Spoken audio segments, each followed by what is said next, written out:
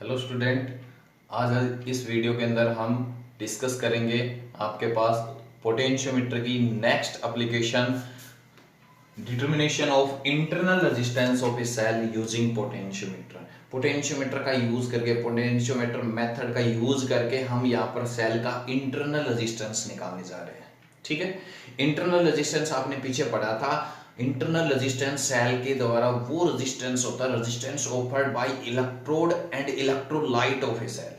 ठीक है, तो वो था हमारे पास इंटरनल रेजिस्टेंस। तो आज हम इस इंटरनल रेजिस्टेंस को निकालेंगे यूजिंग पोटेंशियोमीटर मेथड से। ठीक है, तो आइए इसी के ऊपर आता हूं मैं। तो सबसे पहले हमने लास्ट वीडियो के अंदर हमने ये सब चीजें डिस्कस की थी। ये हमारे पास ड्राइवर सेल होगा, ये पूरा ऑक्सिलरी सर्किट है, ये एमीटर है, इसको इसके नेगेटिव टर्मिनल के साथ जोड़ना है। ये रियोस्टेट है जो सर्किट के अंदर कांस्टेंट करंट को मेंटेन करके रखता है।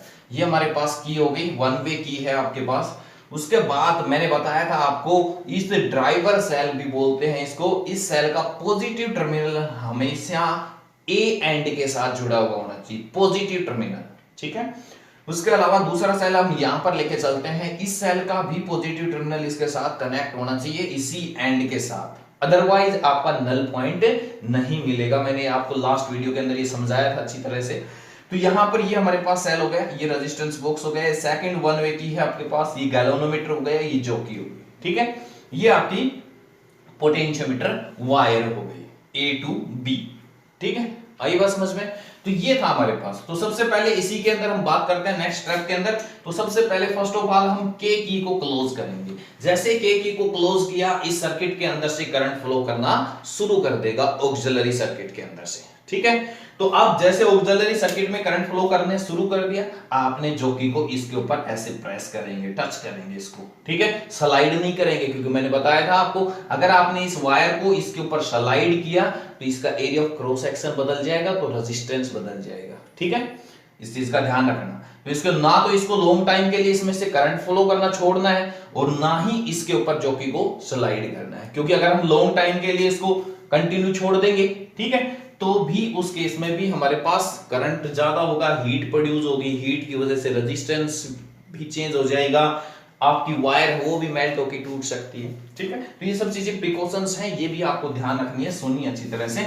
तो सबसे पहले मैंने बताया, इसकी को क्लोज किया आपने, इसकी को क्लोज किया आपने, बैलेंसिंग जॉकी को प्रेस किया गैल्वेनोमीटर पे। ठीक है, कनेक्शन गलत है या सही है वो मैंने बता दिया था आपको। सबसे पहले ए एंड पे टच करोगे जॉकी को, उसके बाद बी एंड पे टच करोगे। अगर दोनों साइड में डिफ्लेक्शन होती है तो कनेक्शन सही है, अदरवाइज गलत है। ठीक है, आई बात समझ में। तो सबसे पहले हम इसकी को क्लोज किया, आपने नल पॉइंट ऑब्टेन कर लिया, उस लेंथ को नोट कर लिया। मान लिया हमने उसकी उस बैलेंसिंग लेंथ को हमने नाम दे दिया कोई भी L1।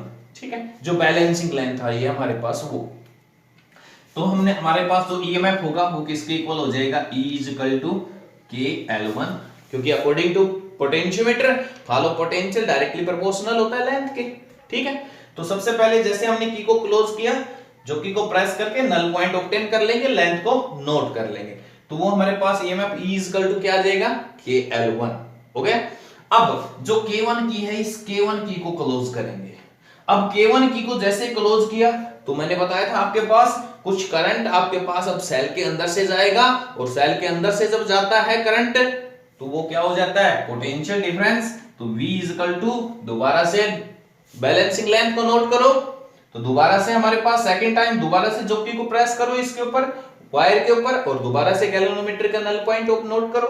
ठीक है, उसको हमने नाम दे दिया, मान लो L2 हो जाएगा हमारे पास। तो पोटेंशियल क्या हो जाएगा, V इज इक्वल टू के L2। ठीक है, आई बात समझ में, क्योंकि अब सेल के अंदर से करंट ड्रा हो रहा है, तो करंट ड्रा हो रहा है तो क्या हो जाएगा, पोटेंशियल आएगा, V इज इक्वल टू के L2। दोनों को डिवाइड कर दीजिए, क्या मिला रेशियो, E अपॉन में V इज इक्वल टू, के से के कैंसिल आउट, क्या मिल जाएगा, L1 अपॉन में L2। या तो इक्वेशन नाम डाल के कर दो इसको।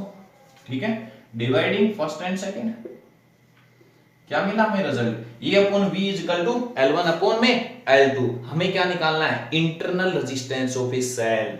हमारा टॉपिक का नाम क्या था, internal resistance of a cell. क्या आएगा फॉर्मूला बताइए पहले।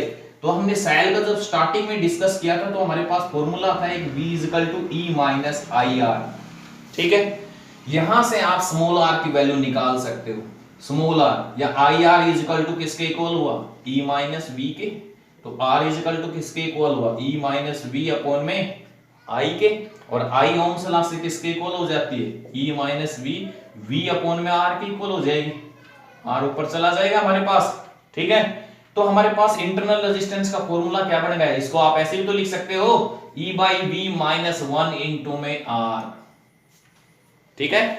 ये हमारे पास फॉर्मूले को हम यहां पर यूज करेंगे, तो हमारे पास इंटरनल रेजिस्टेंस क्या आ जाएगा, R इज इक्वल टू क्या है भाई, E बाई V की क्या वैल्यू हमारे पास, L1 upon L2 minus 1 into में कैपिटल R, ठीक है। आगे बात समझ में, इसको सोल्व कर लेंगे। तो अगर हमें लेंथ L1 और L2 का हमें पता लग जाए, ठीक है, तो यह आ जाएगा L1 माइनस L2 अपॉन में L2 इंटू में कैपिटल R, ठीक है। R हमें रेजिस्टेंस बॉक्स के अंदर से हम कुछ सुटेबल रेजिस्टेंस निकालेंगे, तो वो तो हमें वैल्यू पता ही होगी, ठीक है।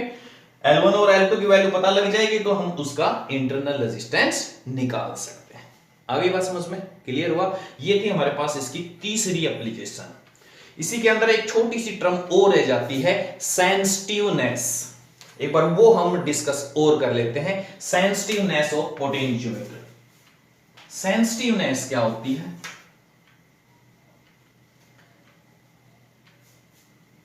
Sensitiveness of potentiometer.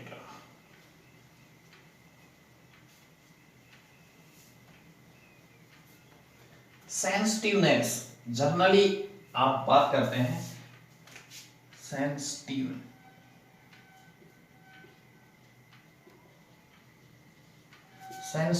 Of potentiometer. What is sensitiveness?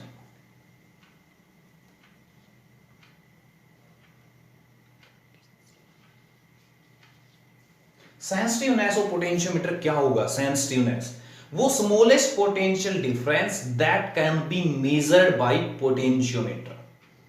वो स्मॉलेस्ट पोटेंशियल डिफरेंस जिसको पोटेंशियोमीटर मेजर कर सकता है, उसको हम बोलेंगे उसकी सेंसिटिवनेस, ठीक है। अब क्वेश्चन कई बार आ जाता है कि सेंसिटिवनेस को कैसे इंक्रीज करें, how to increase the sensitiveness. तो sensitiveness increase by decreasing potential gradient के को डिक्रीज करके। हमने पोटेंशियोमीटर के अंदर पढ़ा है V is equal to KL, K is equal to V by L, ठीक है। तो मैंने क्या बोला है, सेंसिटिवनेस को कैसे इंक्रीज कर सकते हैं, बाय डिक्रीजिंग के को डिक्रीज करके। अब K डिक्रीज कब होगा, जब आपकी लेंथ इंक्रीज होगी, जब आपकी L जो है वो आपकी इंक्रीज हो जाएगी, तो आपके पास K की वैल्यू डिक्रीज हो जाएगी, ठीक है। आइए बात समझ में। या हम दूसरे हम कह सकते हैं आपके पास ये किसके ऊपर डिपेंड करता है, करंट के ऊपर भी डिपेंड करता है कि नहीं करता है। हमने इसका प्रूफ किया था, K जो हमारे पास हो किसके इक्वल हो जाता है, याद करो जो हमने पोटेंशियोमीटर के अंदर प्रूफ किया था, V is equal to I R, और I R को क्या लिया था, रो L बाई A। यहां से ये हमारे पास, यहां से हमने डायरेक्ट बोला था V directly proportional to L, तो ये तो इसी की जगह हम लेकर चल रहे हैं पोटेंशियल ग्रेडियंट। तो एरिया ऑफ क्रॉस सेक्शन वगैरह ये रेजिस्टिविटी ये सब कांस्टेंट होती है, तो बचता कौन, करंट। तो करंट के ऊपर डिपेंड करता है ना, तो आपको क्या करना है, K को डिक्रीज करना है ना, K को डिक्रीज करना है। तो K डिक्रीज कब होगा, जब करंट की वैल्यू क्या हो जाएगी, डिक्रीज। जब करंट की वैल्यू सर्किट के अंदर से डिक्रीज होगी तो K भी डिक्रीज हो जाएगा, और K डिक्रीज होगा तो सेंसिटिवनेस इंक्रीज हो जाएगी, ठीक है। आगे बात समझ में। तो ये था हमारा पास इस चैप्टर का लास्ट टॉपिक, उसके बाद नेक्स्ट यूनिट शुरू करेंगे, ठीक है। आज के लिए इतना ही, thanks, have a nice day, okay.